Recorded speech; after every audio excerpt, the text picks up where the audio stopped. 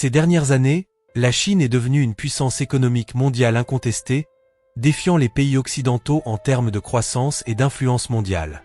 Le récit dominant dépeint un pays en plein essor, avec une économie en expansion rapide, capable de sortir des millions de personnes de la pauvreté et de construire des villes futuristes en quelques décennies. Cependant, derrière cette façade de prospérité, de profonds problèmes ont commencé à émerger. La Chine est aujourd'hui confrontée à une crise du logement sans précédent, à un chômage alarmant des jeunes et aux effets d'un ralentissement économique mondial qui menace d'annuler des décennies de progrès. Cette vidéo est une analyse approfondie des crises interconnectées qui frappent aujourd'hui la Chine. Nous explorerons les origines de ces problèmes, leurs impacts économiques et sociaux, ainsi que les réponses du gouvernement chinois pour tenter de les contenir. Plus important encore, réfléchissons à ce que ces défis signifient pour l'avenir de la Chine et du monde. Avant cela, abonnez-vous à la chaîne et laissez un like sur la vidéo. Je m'appelle Polo et vous êtes sur Voyage Asiatique.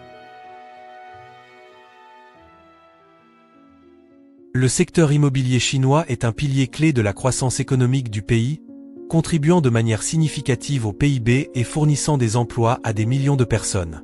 Cependant, la situation actuelle révèle la vulnérabilité d'un marché qui a connu une croissance rapide, mais sans base durable adéquate. Depuis le début des années 2000, la Chine a fortement encouragé le secteur immobilier comme l'un des principaux moteurs de sa croissance économique. Grâce à des politiques facilitant l'accès au crédit et favorisant la construction à grande échelle, le pays a connu un boom immobilier sans précédent. De grandes villes comme Shanghai, Pékin et Shenzhen se sont transformées en métropoles modernes, avec des gratte-ciels devenus symboles de la nouvelle ère de prospérité de la Chine. Cependant, cette croissance effrénée a également entraîné une série de problèmes. Une expansion rapide et incontrôlée a conduit à l'émergence de villes fantômes d'immenses complexes résidentiels et commerciaux construits sans réelle demande. Beaucoup de ces développements ont été financés sur la base d'attentes exagérées de croissance future, conduisant à une bulle immobilière qui a finalement commencé à éclater.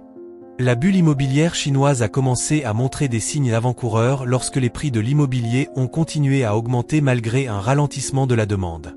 Dans de nombreuses régions, les familles chinoises ont commencé à investir dans l'immobilier pour assurer leur avenir financier, car le marché boursier était considéré comme volatile et les options d'investissement étaient limitées. Cela a créé un cercle vicieux, dans lequel les prix ont augmenté de plus en plus, poussés par la spéculation et la conviction que les propriétés continueraient à prendre de la valeur indéfiniment. Cependant, la saturation du marché est rapidement devenue évidente. Dans plusieurs villes, l'offre de propriétés a largement dépassé la demande, ce qui a entraîné des milliers d'appartements vides. Les promoteurs, qui s'étaient lourdement endettés pour financer ces projets, ont commencé à éprouver des difficultés à respecter leurs engagements financiers. Le gouvernement chinois, conscient des dangers de cette bulle, a tenté de mettre en œuvre des politiques visant à refroidir le marché, telles que des restrictions de crédit et des limites aux achats immobiliers par les investisseurs spéculatifs. L'effondrement d'Evergrande, l'un des plus grands promoteurs immobiliers chinois, en 2021, a marqué un tournant dans la crise du logement dans le pays. Avec une dette accumulée dépassant les 300 milliards de dollars, Evergrande s'est retrouvé incapable d'honorer ses engagements financiers, entraînant une crise de confiance dans l'ensemble du secteur. Des milliers de fournisseurs, de banques et d'investisseurs ont été touchés par l'effondrement de l'entreprise, générant une onde de choc qui s'est propagée à toute l'économie chinoise. La chute d'Evergrande n'était pas un cas isolé. D'autres grands promoteurs ont également connu des difficultés face à la détérioration de la confiance dans le marché immobilier. La crise a révélé la fragilité d'un modèle économique qui dépendait excessivement du secteur immobilier pour soutenir la croissance. La crise immobilière en Chine a eu de profondes répercussions sur l'économie du pays. Le secteur de la construction, qui employait des millions de travailleurs, a connu un fort ralentissement, entraînant une vague de licenciements. En outre, l'effondrement du marché immobilier a affecté d'autres secteurs de l'économie, comme la production d'acier, de ciment et d'appareils électroménagers, qui dépendent fortement de la demande générée par la construction de nouvelles propriétés. Les impacts sociaux ont également été importants. Des milliers de familles qui avaient investi leurs économies dans l'immobilier ont commencé à faire face à des difficultés financières alors que la valeur de leurs propriétés s'effondrait.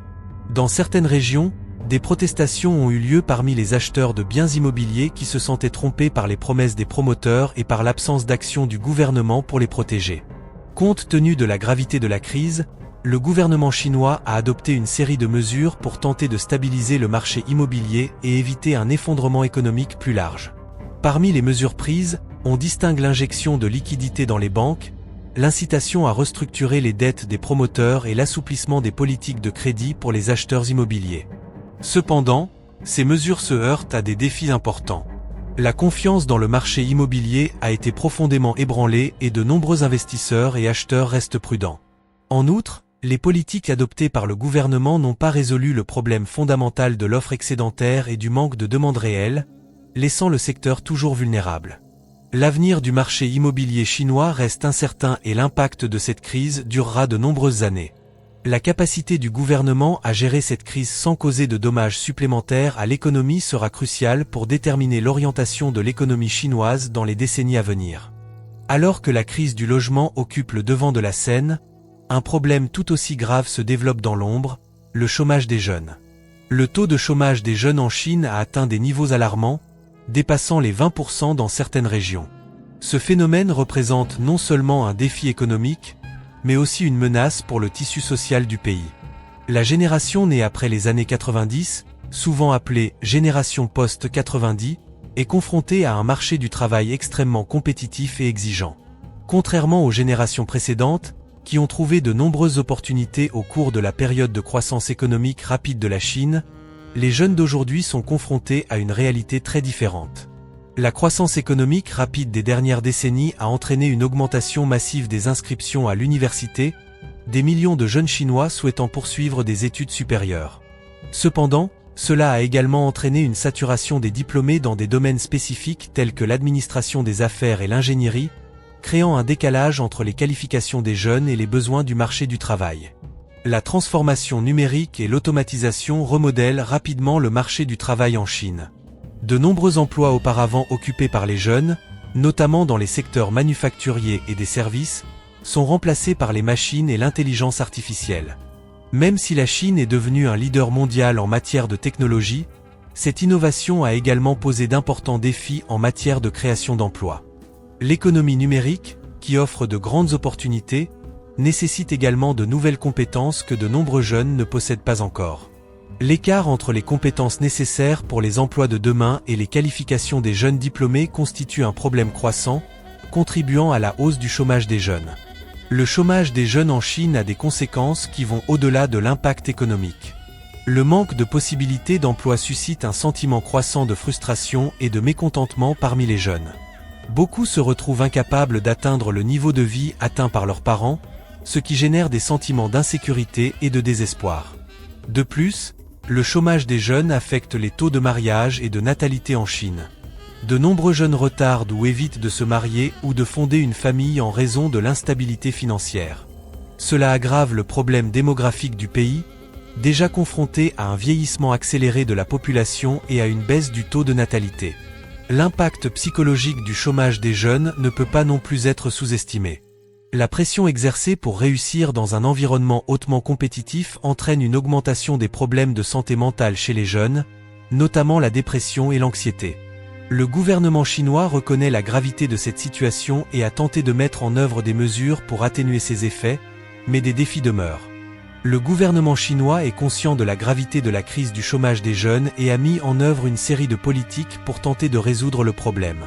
Parmi les initiatives adoptées figurent des programmes de formation professionnelle, des subventions pour les entreprises qui embauchent des jeunes et des incitations pour les start-up et les petites entreprises.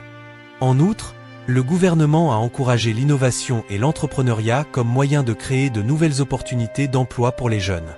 Toutefois, ces mesures se heurtent à des défis importants, notamment dans un contexte de ralentissement économique et d'incertitude mondiale. À long terme, la solution au chômage des jeunes en Chine nécessitera une restructuration du système éducatif, en mettant l'accent sur une meilleure adéquation des compétences des diplômés avec les besoins du marché du travail. En outre, il sera nécessaire de continuer à investir dans l'innovation et la technologie, tout en créant des politiques garantissant que les bénéfices de la croissance économique soient partagés plus équitablement. La Chine, l'une des plus grandes économies du monde, est profondément intégrée à l'économie mondiale. Cependant, le ralentissement économique mondial, exacerbé par des crises telles que la pandémie de Covid-19 et la guerre en Ukraine, a eu un impact important sur l'économie chinoise, notamment en ce qui concerne ses exportations. Pendant des décennies, la Chine a été connue comme l'usine du monde, produisant une vaste gamme de produits destinés à l'exportation, de l'électronique aux vêtements. Le modèle de croissance chinois, basé sur les exportations, a permis au pays d'accumuler d'énormes réserves de devises et d'atteindre des niveaux de croissance économique impressionnants. Cependant, ce modèle a également rendu la Chine vulnérable aux chocs extérieurs. À mesure que l'économie mondiale ralentit, la demande de produits chinois a diminué, affectant directement les industries d'exportation du pays. Les entreprises qui dépendent des exportations sont confrontées à des baisses significatives de leurs commandes, entraînant des suppressions d'emplois et une réduction de la production. La guerre commerciale entre les États-Unis et la Chine, qui a débuté en 2018, a ajouté une couche supplémentaire de complexité aux défis économiques de la Chine. Avec l'imposition de droits de douane punitifs sur les produits chinois, de nombreuses entreprises ont été confrontées à une augmentation des coûts et à des difficultés pour maintenir leur compétitivité sur les marchés internationaux. En outre, la montée du protectionnisme dans de nombreuses régions du monde, alors que les pays tentent de protéger leurs propres industries, a créé un environnement encore plus difficile pour les exportations chinoises. Bien que la Chine ait tenté de diversifier ses marchés d'exportation en élargissant ses ventes vers les pays en développement d'Asie, d'Afrique et d'Amérique latine, ces efforts n'ont pas encore suffi à compenser la perte de demande sur les marchés traditionnels comme les États-Unis et l'Europe. L'impact du ralentissement économique mondial sur les exportations chinoises se reflète dans plusieurs secteurs de l'industrie du pays. Le secteur manufacturier, qui emploie des millions de travailleurs, a été durement touché, de nombreuses usines réduisant leur production ou fermant leurs portes.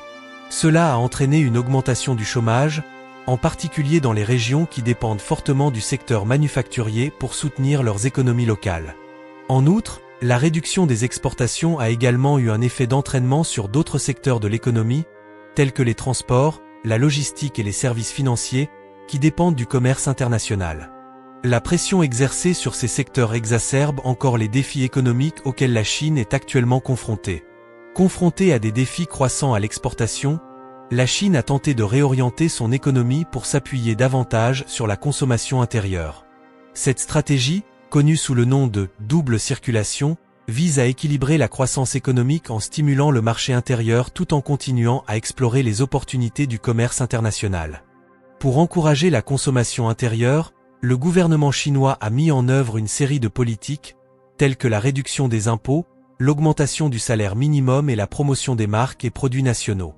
En outre, la Chine a investi dans les infrastructures et la technologie pour soutenir le développement de nouvelles industries destinées à la consommation intérieure.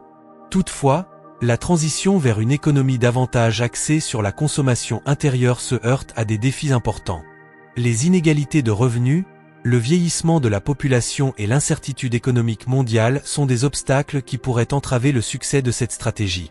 En outre, le passage d'un modèle économique basé sur les exportations à un modèle basé sur la consommation intérieure est un processus complexe qui prendra du temps avant d'être pleinement mis en œuvre. La Chine est confrontée à l'un des moments les plus difficiles de son histoire récente. La combinaison d'une profonde crise du logement, d'un chômage alarmant des jeunes et des effets d'un ralentissement économique mondial met en péril les progrès économiques réalisés au cours des dernières décennies. Cependant, la Chine a également une histoire de résilience et d'adaptabilité qui peut l'aider à surmonter ces défis. L'avenir de l'économie chinoise dépendra de la manière dont le gouvernement et les entreprises traiteront ces problèmes interconnectés. La capacité de la Chine à innover, à diversifier son économie et à équilibrer ses besoins de croissance et sa stabilité sociale sera cruciale pour déterminer son succès dans les décennies à venir. En outre, la manière dont la Chine gère ses relations économiques internationales, notamment avec les États-Unis et d'autres puissances, aura des implications significatives sur le paysage économique mondial. Pour le reste du monde, la situation en Chine rappelle l'interdépendance des économies mondiales. Les problèmes que connaît l'une des plus grandes économies du monde pourraient avoir des répercussions aux quatre coins de la planète.